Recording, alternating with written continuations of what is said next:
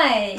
Right, in one of my previous videos, I think it was the latest one, the one about emails, I mentioned something about Albert Moravian, and I said I'd put a video out just explaining that theory a little bit more. The theory I'm talking about you may have already heard about. It is called the 55-38-7 rule, and it refers to the three elements of communication.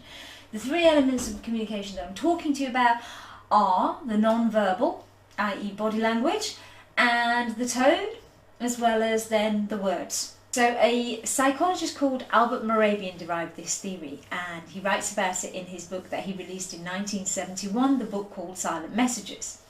Now his experiments were really to see how negatively or positively people were aroused when they received messages through the three key elements of communication. So he looked at how people were aroused from messages through the body language, how they responded to the tone, and how they responded to the words of those messages.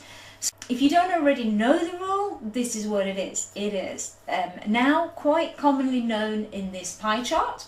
The pie chart here shows you how 55% is of your message is received through your body language, 38% through your tone, and 7% through your words. What you've got to really understand though is what was he measuring, and Moravian's work is quite commonly misunderstood. So I'm just going to try and explain this, and more importantly I'm going to relate it to sales, and even more importantly I'm going to relate it to cold calling. And you might right now be thinking, how on earth can we relate body language to cold calling? Well, you can if you stick with me.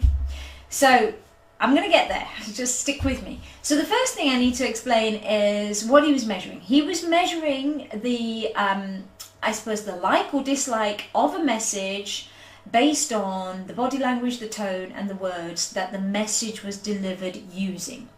Now, what basically he's saying is the like or the attitude towards the message. And an attitude is really how well somebody engages with the message that they're hearing. It's about trust and it's about belief. If you engage with and you like the message, then you're more likely to believe the message.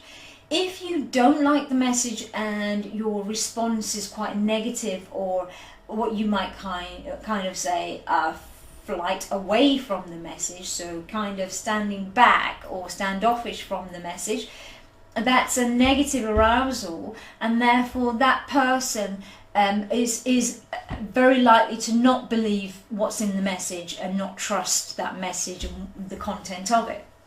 So we're talking about a number of things that you could say happen.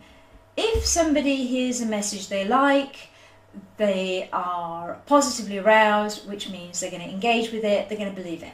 If somebody hears a message they don't quite like, they're going to be negatively aroused, which means they're going to sort of stand back from the message, be maybe dubious, and also perhaps not believe or trust in the message that's being given.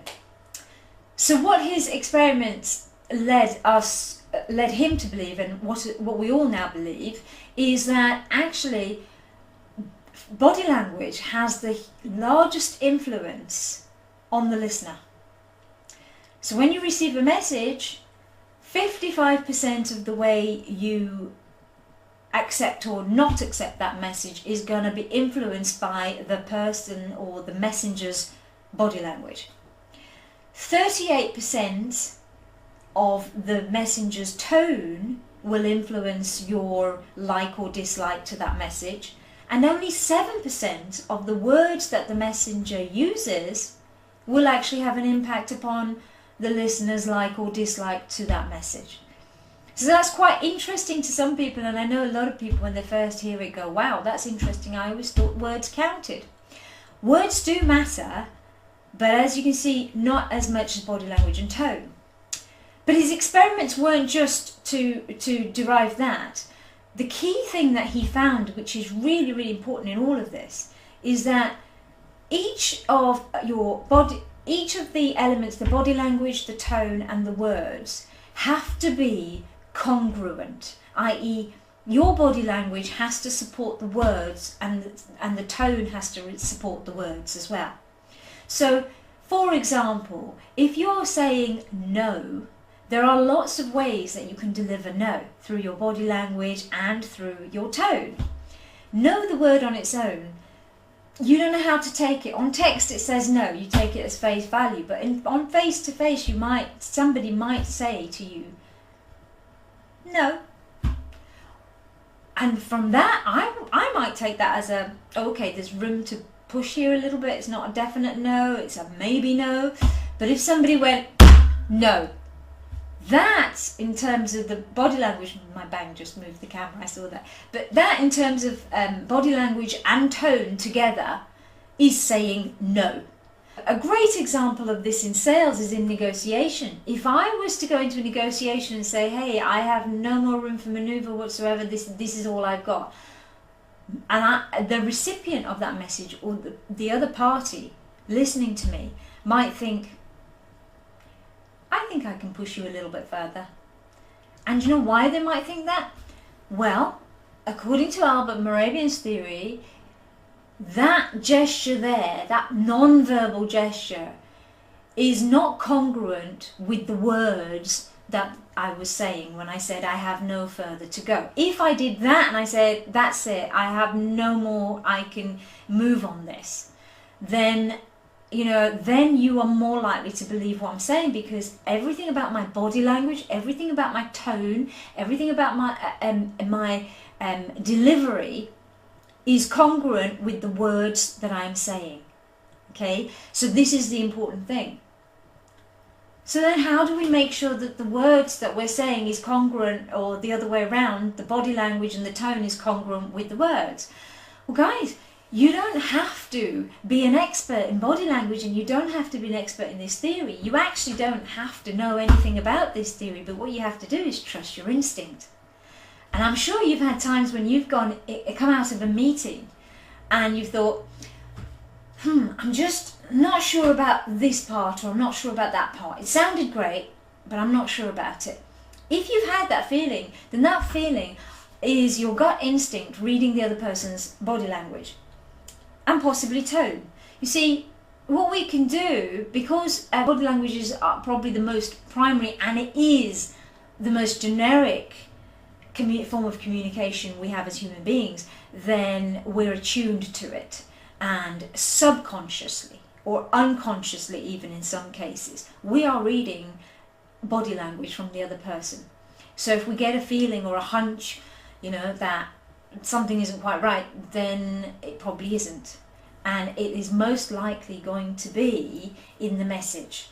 And it is possible that if you don't like the message, if you've been negatively aroused by the message for some reason, then the likelihood is that the person delivering the message has one of the elements of their communication isn't congruent with the words that they're saying.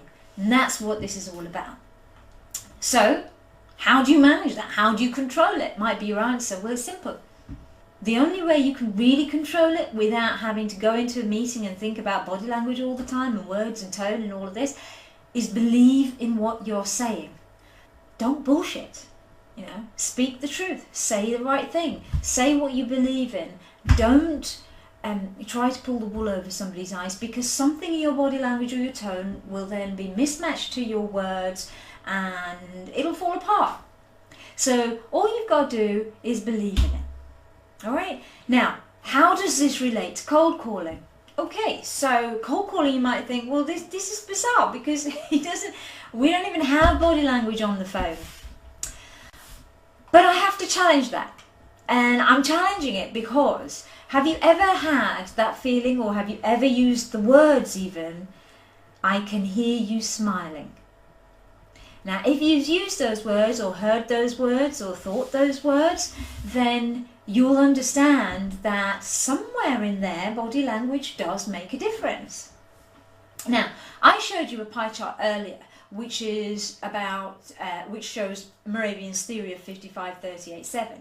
Now, I could maybe spin that a little bit, and if you double up the tone, because tone now all of a sudden does become more important. And if you've ever recorded yourself and listened to yourself, if you haven't, do. And if you have, then you will hear yourself and think, oh my God, do I sound like that? I thought I sounded far more enthusiastic than that. And now you know, tone is really, really important. Your tone is doubled up, so what have you got? In terms of tone, now you've suddenly got 76% tone. That leaves 7 twice, that's 14% on words, but that still leaves a gap of 10% in our pie chart. So I always say, well, hey, look, let's attribute 10% to body language, because body language still makes a difference. If you are slouchy, or if you're not smiling, or you're downturned in the mouth, these expressions have an impact on the tone. And as I've said, tone now is massively more important. It's 76% important. Then you've now got to start thinking any little movement in your face or your body that affects the tone is going to affect how you come across, and that's going to affect how the recipient hears the message from you. Okay, so you'll have heard people say, stand up if you feel better standing up. Yes, absolutely.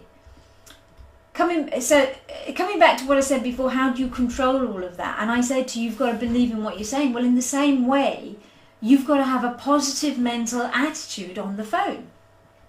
So if you want to come across where the other person feels you smiling, then in your head, smile. Remember the things I said about, hey, no pressure. I say no pressure because if you're putting pressure on yourself up there, it will come across through your tone. Remember, tone is massive now, okay? The words you're fumbling around for, if you're not prepared, your words are going to be, all over the place. You're going to come out with the wrong things. So remember what I said about be prepared. Make sure you've got questions written down. All of these things matter. So this theory that we started out with, which is 55, 38, 7%, on cold calling, we're talking about a 10% of your body language can make a difference that will have a 76% influence on how you come across on the phone. Yeah? So how you think, how you don't put pressure on yourself, how you feel positive going into the call will make a 76% influence on that call. The lack of preparation will account for 14% of what is said on the phone. So both those things make a big difference. So that's the theory. That's how it fits with cold calling. And I guess the conclusion, believe in what you're saying, be prepared in what you're saying, and most importantly, don't put pressure on yourself. Have the right objective in mind. Build a good rapport with the gatekeeper. The first step, all you're doing, remember, door 1 is to be liked. Your fear is rejection. Concentrate on being liked. Do all the things that I said. If you haven't read the book, it's in the book. The second one is making sure that you don't lose control. Handle those objections. You've got to have been prepared for those. If you haven't got the questions written down, you won't be prepared.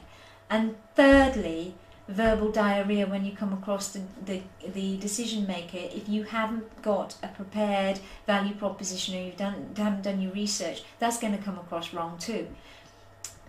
All the way through this, you'll feel good if you're prepared. If you feel good, you'll come across well, because your tone will be influenced by that feel good feeling. Okay, I hope that's helped. A lot of words there, I know.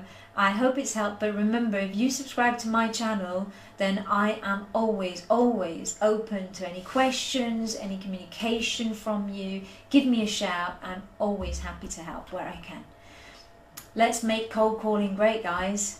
Enjoy yourself. Take care now. Bye.